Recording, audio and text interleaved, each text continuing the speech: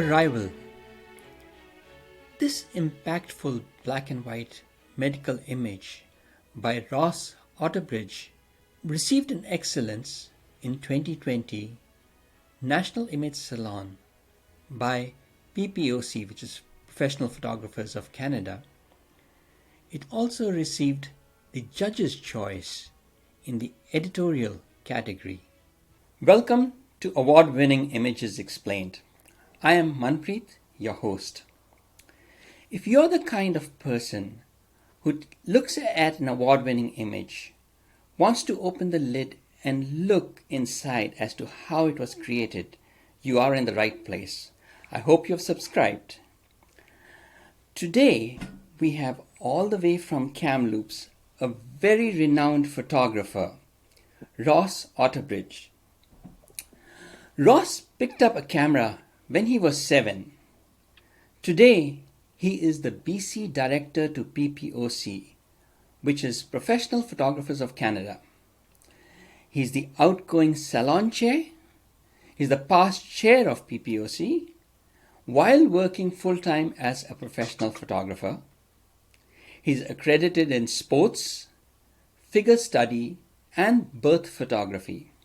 Plus, he's a Master of Photography Arts from PPOC. So, welcome, Ross. Thank you, Manpreet. I'm happy to be here and talking with you. Nice. So, tell us in a gist, how come you picked up a camera when you were 7, and what was your journey like from 7 to now? I didn't actually pick up a camera when I was 7. I was given a camera when I was 7, and it was part of a Secret Sam spy briefcase that I got as a Christmas present when I was 7. And it had a little box camera built into it. And you could put the box camera in the briefcase, and then you could surreptitiously walk around and take little pictures of your friends. And it took film. It was very sneaky, and it was very fun. And I fell in love with documenting what was going on around me, taking pictures of my friends and, places that we went to and that sort of thing. In addition to that, my mother was also a very avid photographer. She always had her camera and shot with slide film all the time, and she documented everything that went on in our family. Her father, my grandfather, had also been an amateur photographer and took images, and that's sort of where she got her interest. So it was a little bit of a family thing. And as I grew up, I loved recording what was going on around me. Photography's been a lifelong passion, interest, but it really wasn't until I went to Boston in 1994, and I spent a year there doing a fellowship, and I happened to find the New England School of Photography, and I was able to go and do night classes there.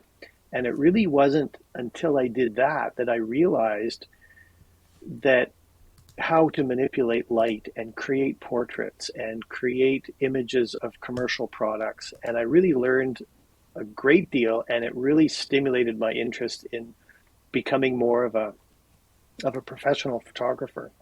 So that's kind of where it came from. And then when I finally moved to Kamloops, I set up my studio and my business, and I've been carrying on, albeit part-time, ever since.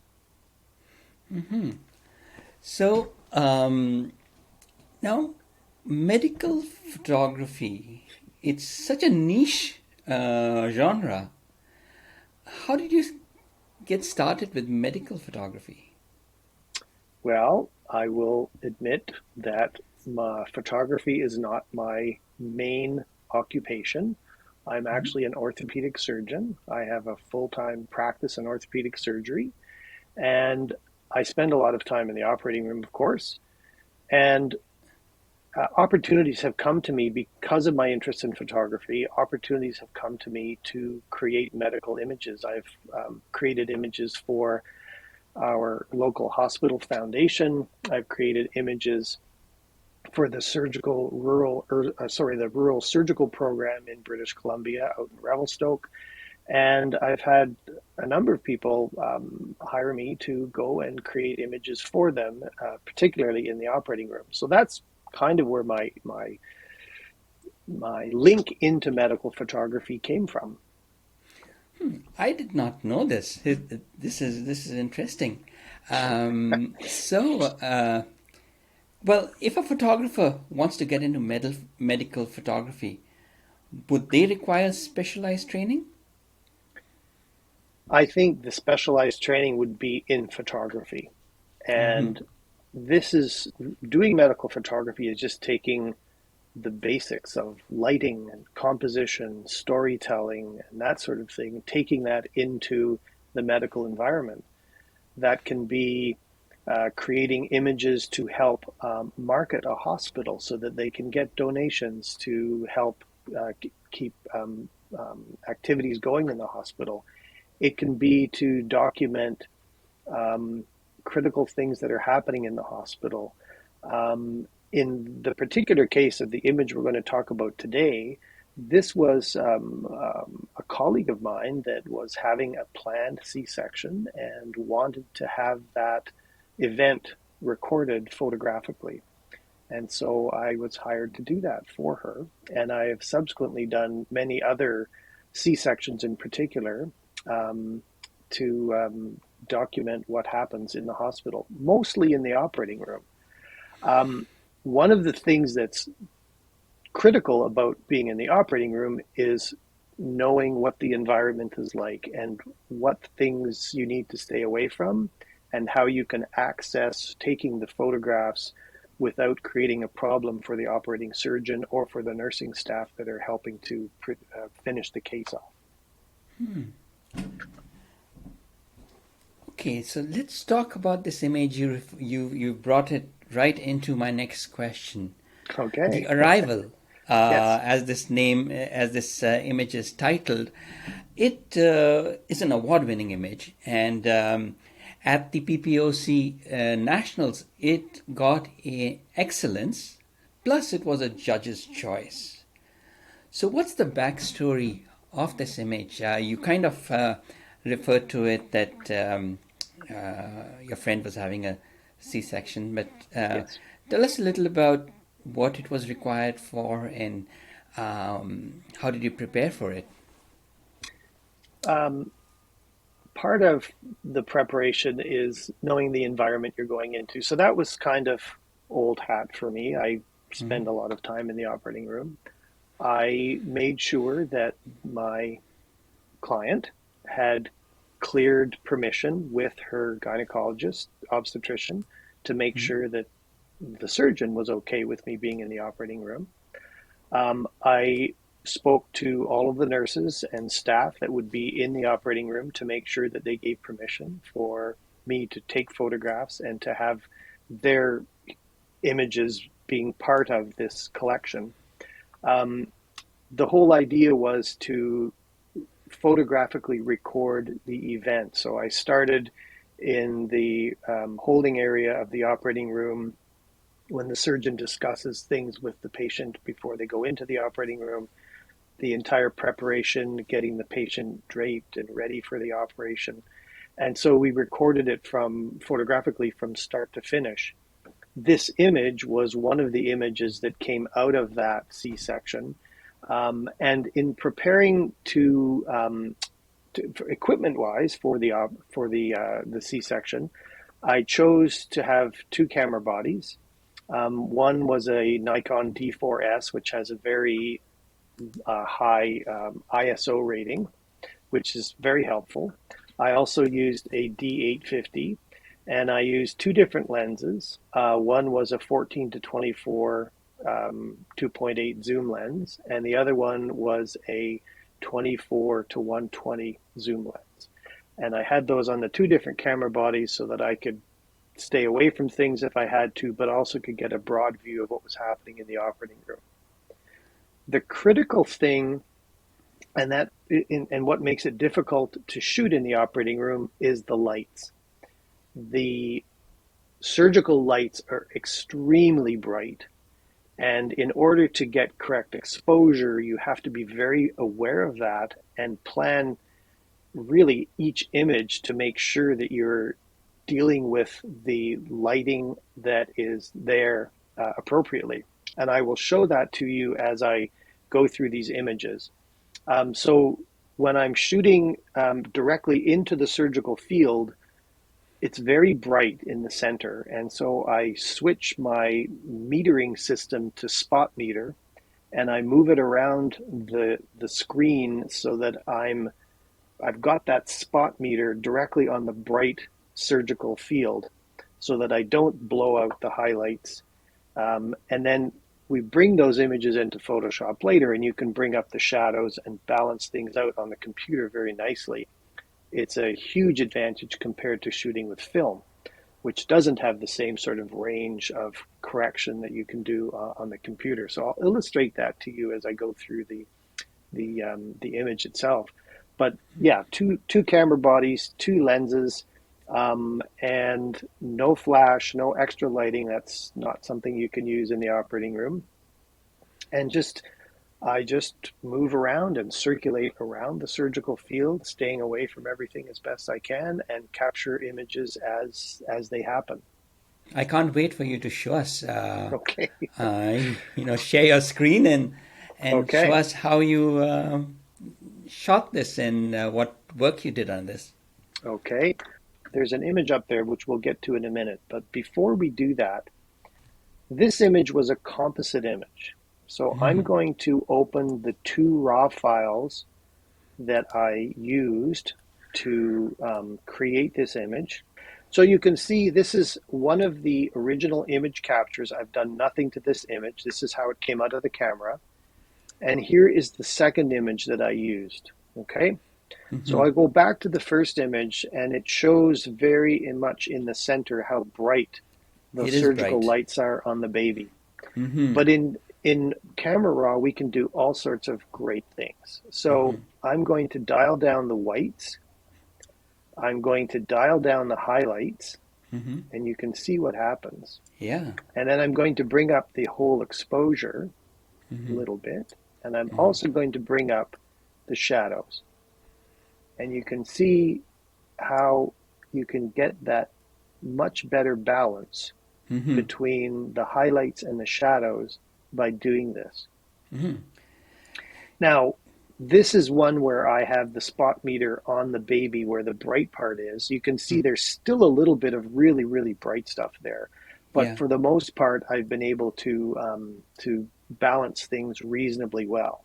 Now I'm going to look at the second image where I wasn't pointing at the bright side that's on the left side of the screen. I'm interested more in what's happening with the mom and dad right here. And so this image I didn't have to do a great deal with in order to balance off, because I didn't really care what was happening beyond the screen on the left side of the image. So Yeah. those are the two raw files that I used to work from. So what we'll do now is I'll close this Camera Raw window. Yeah. So there's that's the second image where I'm focusing on the mom, and there's a bunch of other stuff happening down in the surgical field that I'm not don't need. So now I'm adding the second image on top, and I've now taken those and blended them together, and you can see there's a little bit of improved exposure on that image, but it's not great. So I did a curved adjustment layer to bring that up a little bit. You can see, despite all of my best efforts, there still is a little area where it's quite bright, but for the most part, I think it's not too bad. I then just added a little bit of stuff to round out the surgeon's shoulder, because in the process of getting rid of some of this distracting elements on the back wall, I kind of messed up her shoulder. So I just corrected that. And then I've created a mask to blend the two images together. So now it's pretty seamless in terms of the two images being together, except for the exposure. So in order to correct that, on the part of the image to the right, I've now just put an adjustment layer in to allow those to blend together a little bit better. So that's the final color version of the image. Mm-hmm. The final image I then converted to black and white using NIC filters, Mm-hmm. Silver Effects Pro, Mm-hmm. and this is the final image that I did with a little bit of cropping in order to create the final. And I think the black and white treatment adds a great deal of drama to the Mm-hmm. image. Mm-hmm. It also adds just a little bit of graininess, and it also sort of adds a little bit of drama to the image as well. So if Mm-hmm. you compare the color version here Mm-hmm. to the black and white version, I think it just adds a little bit more oomph to it, and a little bit more drama, a little bit more of dynamic storytelling in my mind by Yes, it converting does. it to a black and white image. Mm-hmm. So this was a composite image, and it really, I think, nicely tells the story about the birth and Mm-hmm. all of the exciting things that are happening, bringing a new life into the world. But you're also seeing the calmness of the mother on the other side of the screen, Mm-hmm. who's not, she kind of knows what's going on, but's not feeling it. She has a spinal anesthetic in, so she's not feeling anything, but she can hear the baby. She can hear the surgeon telling her that, yes, it's a little boy. And I just think the contrast between what's happening on either side of the screen is Mm-hmm. really the powerful part of the story here. Mm-hmm. Now, the composite that you have done, is this done specifically for the competition, or do you regularly do composites for clients and for medical use? I do what needs to be done to tell a good story. And Mm-hmm. in this particular case, when I opened the first image Mm-hmm. of the baby being born, I thought that was very powerful in and of itself. Yeah. But then when I looked at the image that I had of the mother, it then occurred to me to put the two together because I Mm-hmm. think the story's even more powerful that way. Mm-hmm. Um, I don't always do composites, but I think if there is an opportunity to do a composite to improve the impact and the dynamic nature of the story you're trying to tell, then I Mm-hmm. would do that, absolutely. And I will do that for clients or for clients that, individual clients, or for corporate clients that want a powerful story told. Mm-hmm. No, I've looked at some of your images on your website and they are spectacular. Um, Thank you. I know it's not easy to get because here you have to get the exposure bang on. A little bit slightly overexposed and you've lost details completely in the highlights. A little underexposed and you're getting noise into the shadow details. So you have to pretty much be spot on here. Do you have, I mean, I know this is in color, but do you run into issues with color balance with the surgical lights and the lights of the room or ambient light? Yes, absolutely. And that can be pretty tricky to deal with. Mm-hmm. Sometimes going to black and white eliminates that, which is Yeah. nice. Mm-hmm. I also think that for two reasons, I think this is an image that's more powerful as a black and white image. Yeah. First of all, I think it's far more dramatic like Mm-hmm. this.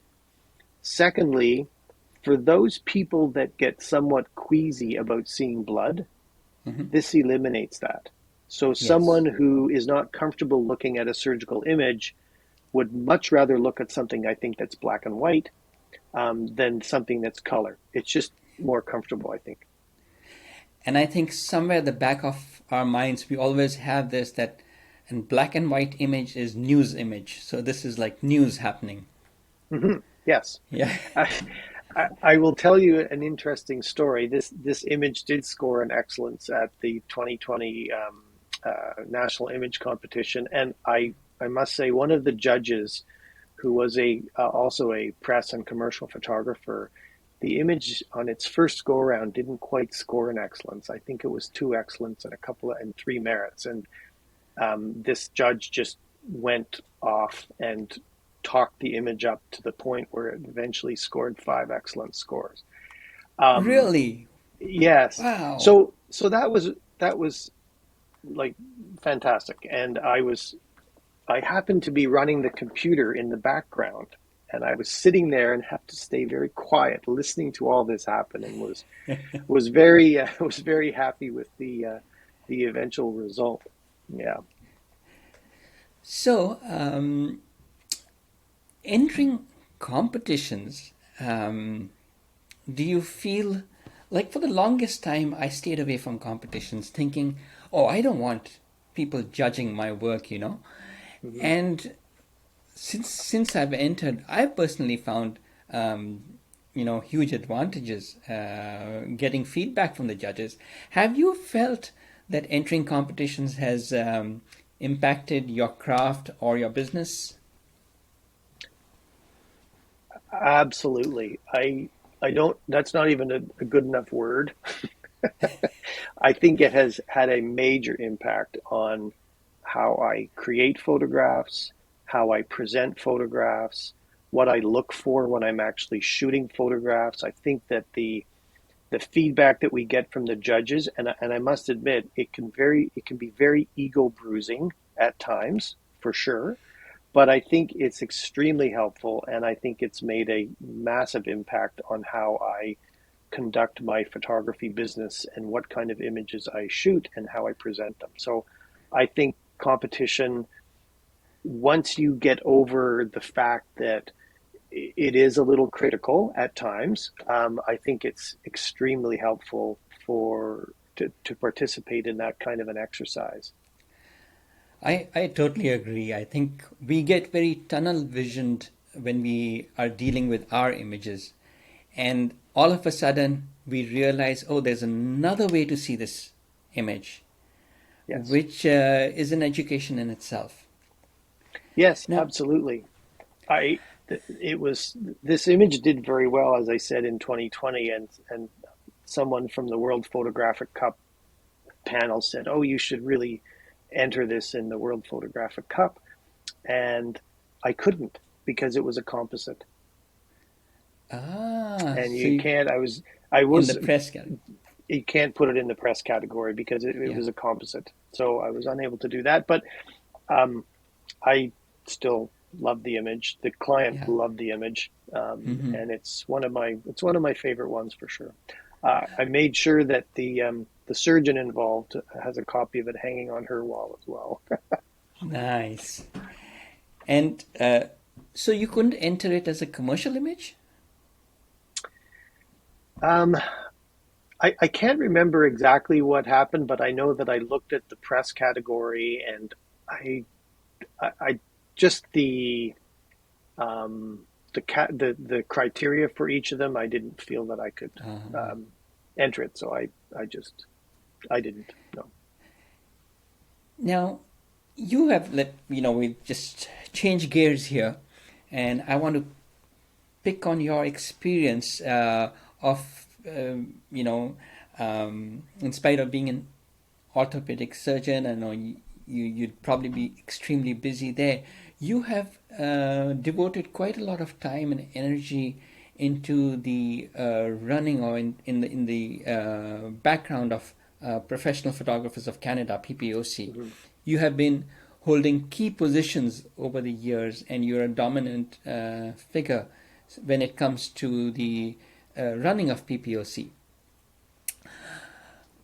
What would you say if there's a hobbyist photographer um, who does this for a hobby, not for a living, who's not Mhm. making money from photography, but is very interested in the craft, and they look at PPOC and say, "Oh, that's for professionals." What advice would you give them that would it benefit a hobbyist to enroll or join PPOC, or is it only for professional photographers?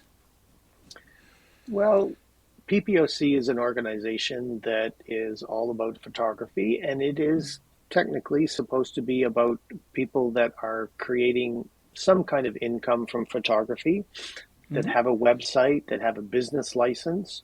Mm-hmm. So typically it is for people that are trying to do this as a business. And I must say that most of the membership in PPOC are people that do photography part time. And I Okay. think that is something that has evolved over the years as the industry has changed. Um, I think that it's a great organization to learn. When people get involved with the Professional Photographers of Canada, they typically become very giving and are willing to help other members, provide advice, um, and work with their fellow members to make the organization stronger. I was very much the beneficiary of a very passionate mentor who also lived in Kamloops that brought me along after I joined the organization back in 2005. Hmm. And I think that's really the strength of the organization is the relationships that you develop with fellow photographers, the things you can learn from them. In terms of a hobbyist joining PPOC, I think many people actually make money from their photography, being it selling prints or selling fine art prints or having a website that generates some information for them, or simply doing headshots. If you make a little bit of money, you are technically a professional photographer. So this is an organization that you should consider. And other than mentorship, which you mentioned, um, are there other ways in which a photographer would benefit, or how would PPOC offer added value? I think there are a couple of things. The big one to me is the collegiality, the assistance, the mentorship that comes with being a member. And, if someone, for example, phones me from New Brunswick and says, "Hey, I have a assignment in a hospital. Can you give me some advice about how to approach that?" I'm happy to talk to them Yeah. and provide that advice. I think the other thing that's really important about an organization like this is more from the consumer standpoint. So if you are a person out looking for a photographer, you come to an organization like this and you get two things. First of all, you know that people have had to jump through some hoops in order to become proven, competent, good photographers. But secondly, we also know that um, we conduct ourselves with a code of ethics, and that we are held to a pretty high standard in terms of how we deal with clients. Um, and I think that would provide, if I was someone looking to hire a professional in any field, I would want to know that they were part of an organization that did have a code of ethics and did have a certain standard of conduct, so that I could be confident that I was going to be treated well as a client. So I think that's another aspect of being a member of an organization like PPOC that's really critical. What would you say, a quick word of advice to a aspiring photographer who wants to get into medical photography? Be a good photographer, make your contacts in the hospital, Hmm. um, make sure that you are not someone who gets a bit queasy being in the operating room. And that's something that might be a tough one to get through. Hmm. And don't be afraid to ask questions of the staff that work in the hospital, and find out what's going to happen, how it's going to happen. Get advice from the nursing staff, from the doctors that are there, so that you know how things are going to go. And they'll tell you where you can stand, where you can't stand, what you can do in terms of lighting, and just ask for advice. I think that's the best way to approach it. The initial entry into it, I think, is probably the tougher part, because you need to find someone needs to invite you in to do these sorts of images, and Yeah. that might be a tougher thing. But once you get that invitation, ask questions and be open to any suggestions that you get from people, Hmm. Or become a surgeon or before you become get. That's a bit that takes too long. So now, Ross, where can viewers follow you or see more of your work? Well, on my website, which is outerphoto.com, that's the main area to look at my work. I must Hmm. say I probably need to go in and update it more frequently. I do have an Instagram account, but I'm I'm kind of older and I'm not really a really active social media person, so I don't update and post as frequently as I really should. But I do have an Instagram account as well, and once in a while I'll put something up there. Okay, Um, I'll yeah, put the links in the show notes as well. that would be Well, great. thank you so much, Ross. It's been such a pleasure talking to you. Manpreet, I really appreciate you doing this. It's great to have your brain picked about things like this. It doesn't happen very often, and I really appreciate you doing this. Thank you. Thank you. Well, if you have liked this video, make sure to give it a like and don't forget to subscribe. Thank you.